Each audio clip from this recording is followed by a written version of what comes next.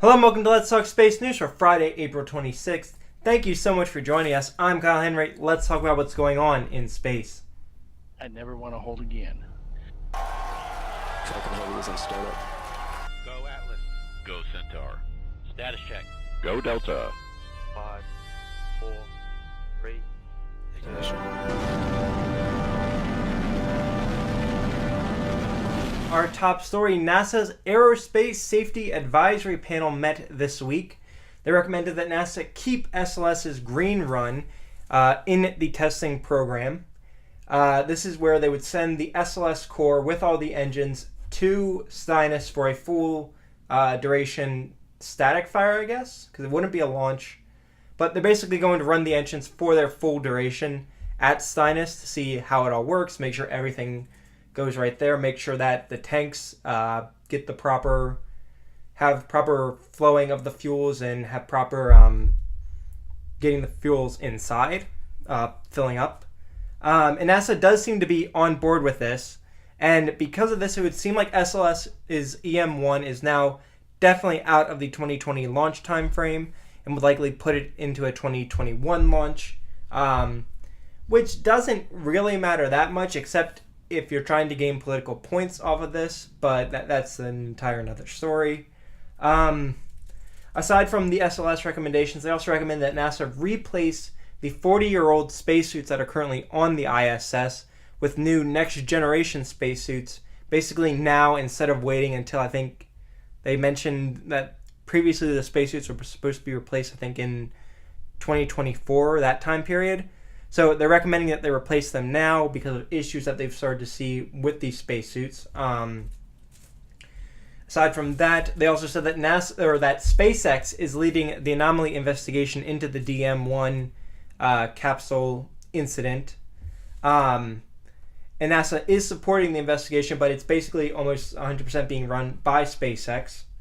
And finally, the last thing that the advisory panel recommended was that NASA shouldn't set unachievable goals, specifically targeting the Moon 2024 plan of landing crew on the Moon that early. It's interesting to see this because they did say they are an independent advisory panel, and that while NASA doesn't need to take their recommendations, it is highly recommended that they do because they're really more just looking out for the best in NASA, even if it does push back some of NASA's plans.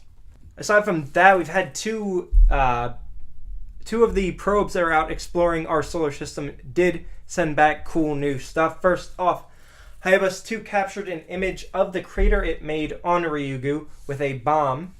A few weeks ago, Hayabusa dropped a bomb on Ryugu and then proceeded to retreat to a safe point to keep away from any debris generated during the explosion. Earlier this week, it began its approach back, and we now see the crater that was left on Ryugu from the dropping of the bomb. So congrats to the Hayabusa team on that. Then, InSight. It has potentially detected a Marsquake. They've yet to confirm that it actually was a Marsquake, but the sounds that were made don't sound like how the remote arm or how NASA or how wind on Mars sounds. So they're pretty sure it's a Marsquake, but they haven't yet fully confirmed it yet.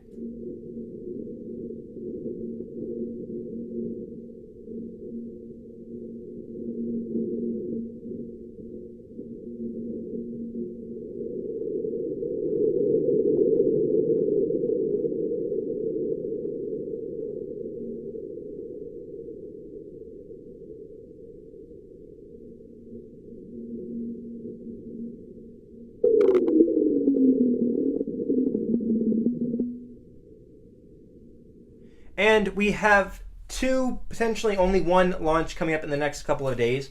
First off, Interstellar Technology will attempt to launch their Momo-sounding rocket. This rocket had suffered two failures prior to this launch attempt. The first one happened last year, and the one before that happened a year before that. Momo is a sounding rocket, meaning that it's not actually an orbital rocket. It only goes up to space and comes straight back down. It's capable of sending 20 kilograms on that suborbital trajectory up to 100 kilometers. The launch is scheduled for April 29th at 10:15 p.m. Eastern Time.